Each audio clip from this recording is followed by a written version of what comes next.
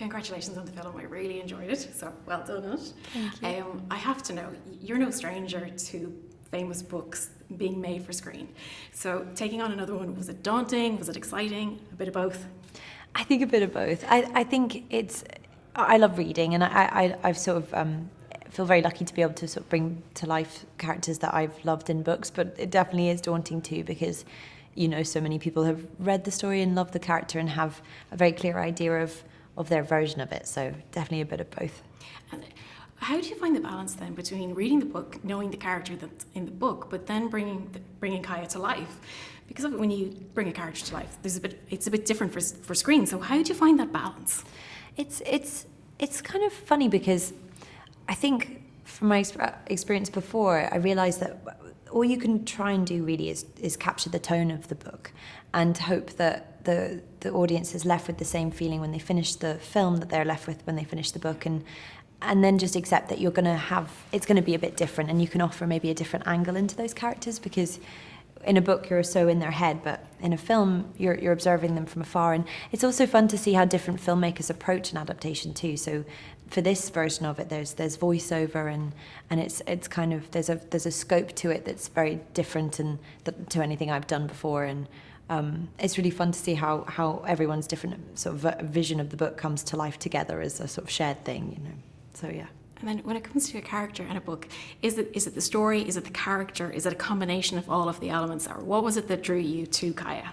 I think ultimately it's the character really that draws me, and with Kaya, she's just a very interesting person, and who's kind of come across a very extraordinary circumstance. She's obviously grown up alone in this environment that's very harsh, and she's managed to survive and thrive in it, and navigate the hostile environment of the marsh, but also of the town, and ultimately succeed and thrive in it. So I think that's kind of what draws me to her. Speaking of hostile marsh environments, we're in a heat wave right now, and everyone is dying of the heat. What was it like filming in a marsh, between the heat, the insects, the water? What was it like?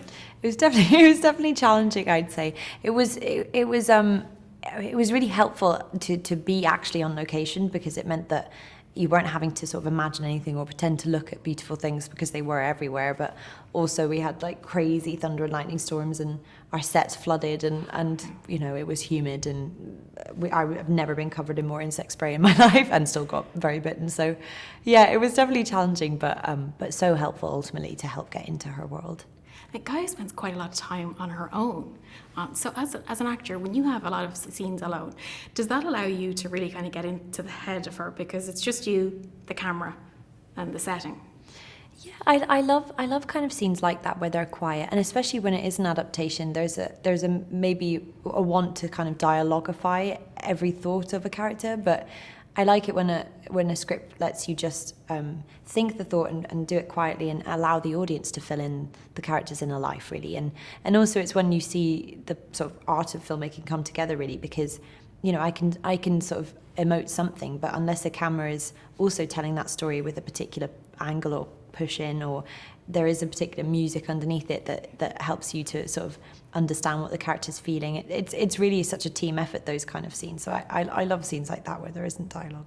Little Kaya is fantastic. She's an amazing little actor. Tell me, so did you spend any time with her so that she would have the mannerisms to equal your later Kaya, or how did that work? Yeah, Jojo's she's absolutely incredible. I was lucky because the way the kind of schedule worked out was that often she would be filming in the morning and I'd be filming in the afternoon, so I'd come and like secretly watch her and watch her do things. And what I loved about Jojo is she has that kind of childlike ability to be joyous so quickly, and she finds so much joy in a lot. And I think because of Kaya's sort of experience, it's important. I found it watching her how important it was to find joy as much as I could when I could, because there should be wonder. She's living in this beautiful place, and she's absolutely enamored with her environment. And so, yeah, trying to capture Jojo's joy was something that was actually really fun to do. And then very quickly, what would you like audiences to take away from the film? I think I feel very proud to be part of a film that's for an audience that hasn't maybe come back to the cinema in a while, and the fact that it's not a big action thriller and it's not a superhero film, it's a character study, and I hope that they really admire her resilience, because I think that's a very human quality. And for me, I read this book during the pandemic where we'd all gone through something huge together, and I found sort of the resilience of Kaya really moved me. So yeah, and I also hope they're surprised.